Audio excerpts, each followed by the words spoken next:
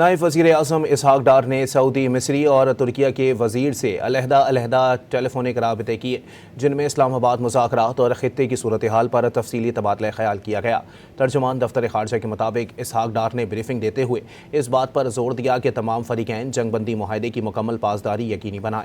रहनुमाओं के दरमियान इस अमर पर इत्तेफाक किया गया कि ख़ित्ते में सीज़ फायर बरकरार रखना और कशीदगी में कमी नागुज़ीर है। नायब वज़ीर आज़म इसहाक डार ने सऊदी, मिस्री और तुर्किया के वज़ीर से अलहदा टेलीफोनिक राबते किए, जिनमें इस्लामाबाद मुज़ाकरात और ख़ित्ते की सूरत हाल पर तफसीली तबादला ख्याल किया गया। तर्जुमान दफ्तर ख़ारजा के मुताबिक इसहाक डार ने ब्रीफिंग देते हुए इस बात पर जोर दिया कि तमाम फ़रीक़ैन जंगबंदी मुआहदे की मुकम्मल पासदारी यकीनी बनाएं। रहनुमाओं के दरमियान इस अमर पर इत्तेफाक किया गया कि ख़ित्ते में सीज़ फायर बरकरार रखना और कशीदगी में कमी नागुज़ीर है।